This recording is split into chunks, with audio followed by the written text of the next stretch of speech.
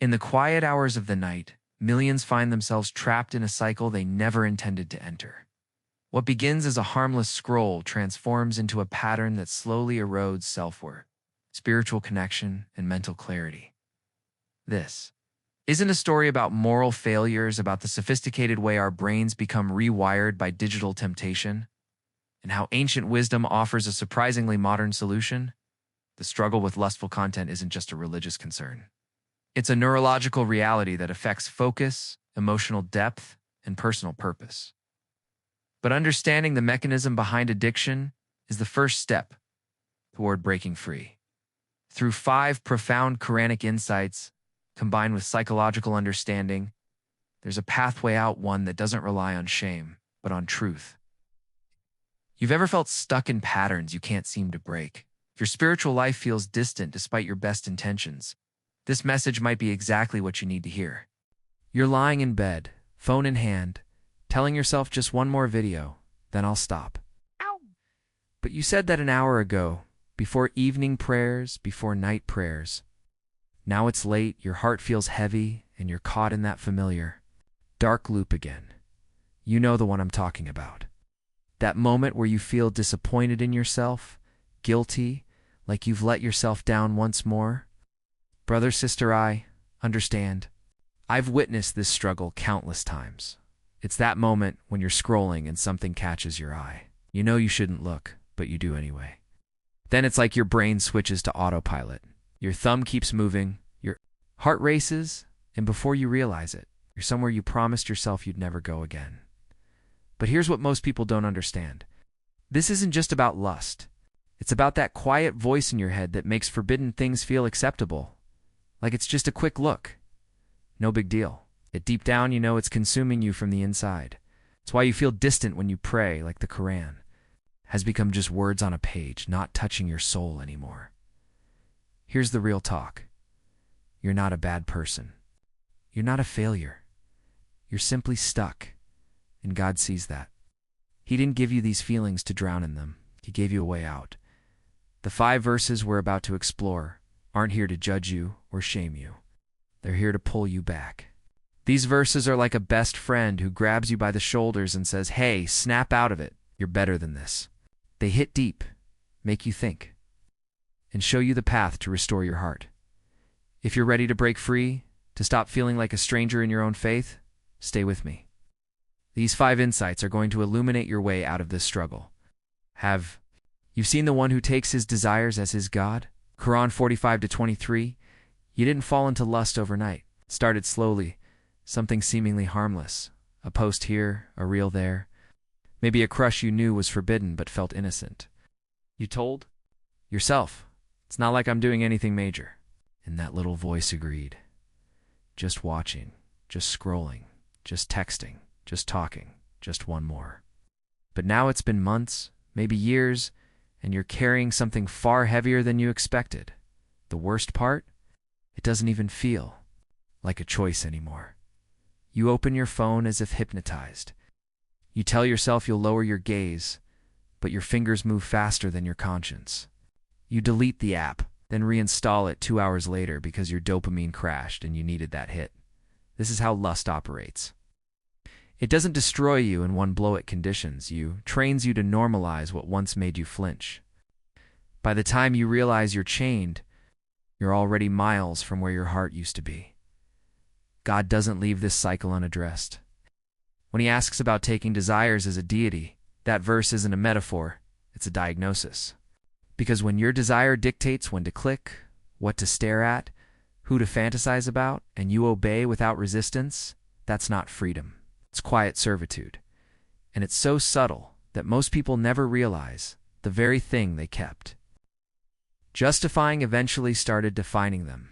You used to control it. Now it controls you. Here's the twist. This verse isn't just a warning, it's a mirror.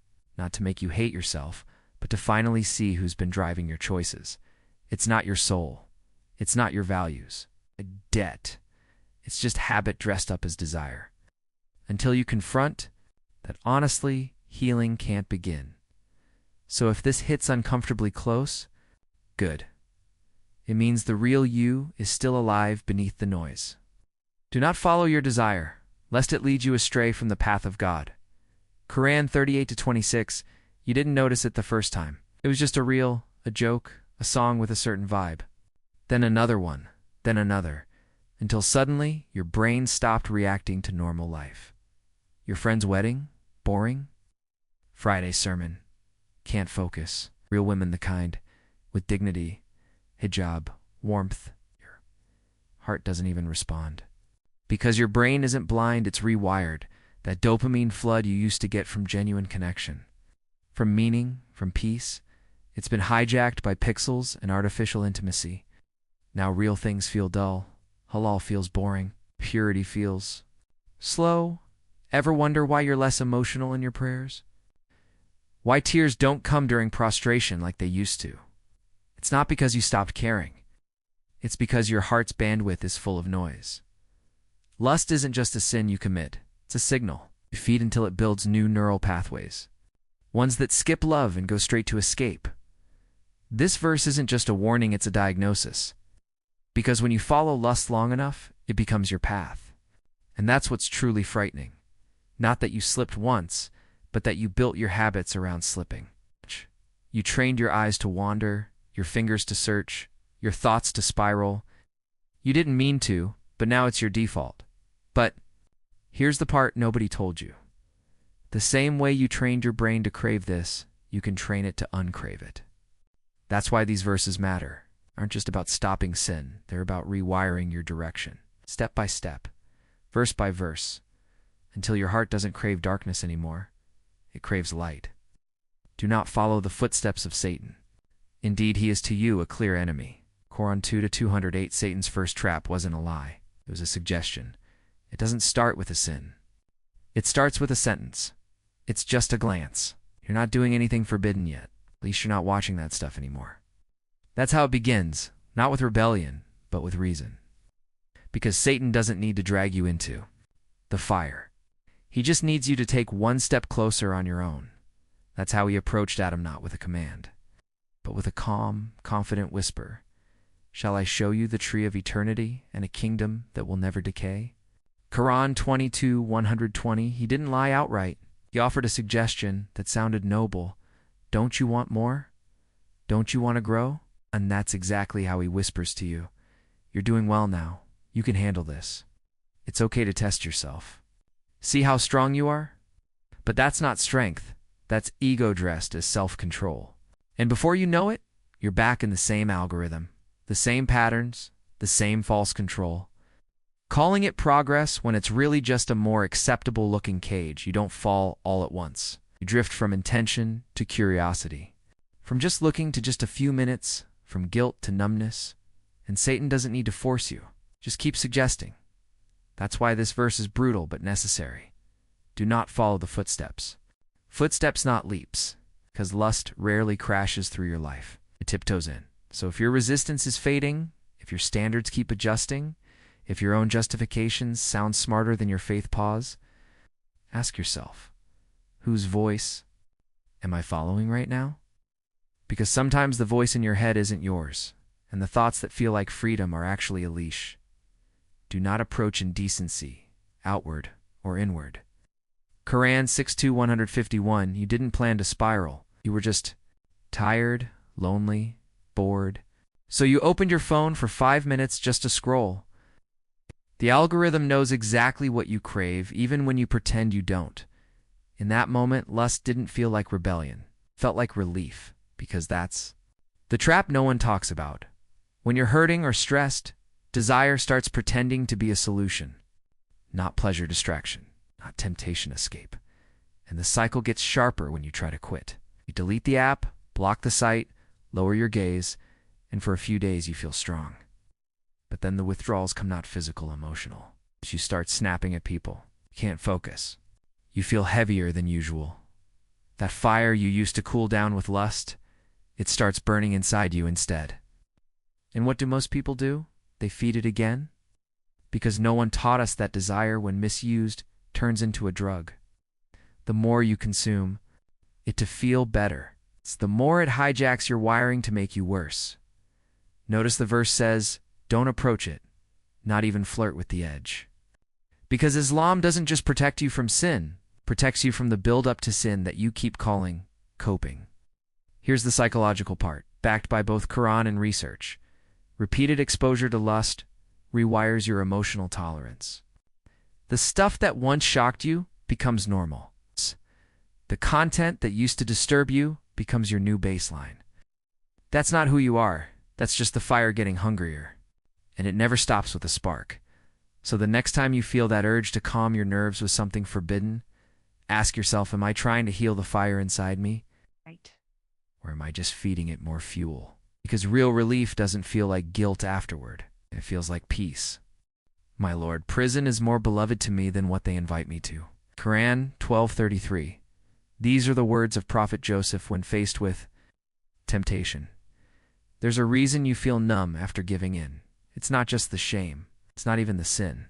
It's the silence. Because somewhere deep inside, you know you were meant for more than this. That's the part lust never talks about. It sells you cheap comfort, but never tells you the price. You waste hours chasing pixels. You avoid prayer because you feel too dirty to stand before God. You feel disconnected from your goals, your people, your own self. And when you finally sit with that stillness, there's nothing left but regret.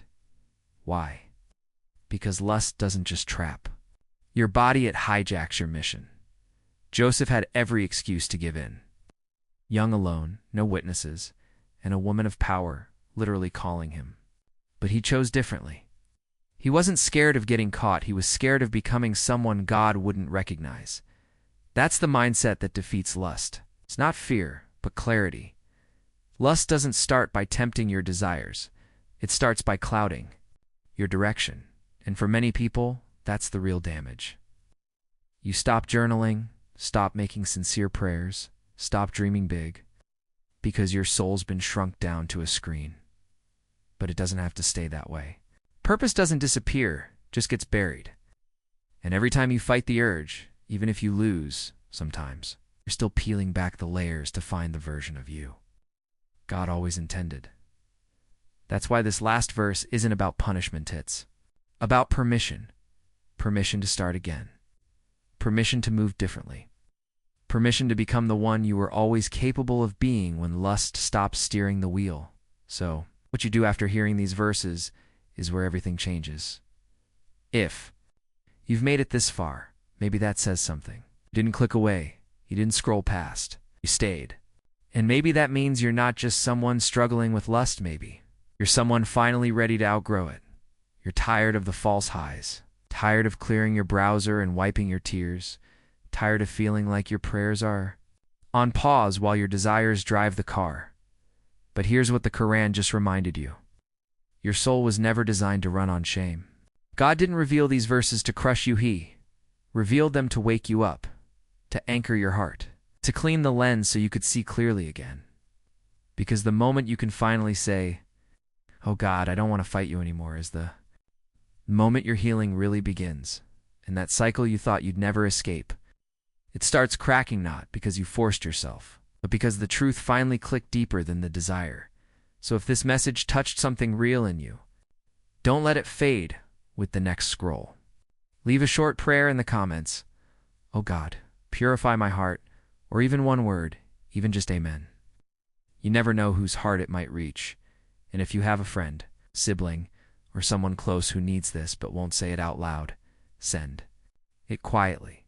No lecture, no judgment, just a lifeline. We're all navigating the same storm. Let's not walk it alone. Peace be upon you and God's mercy.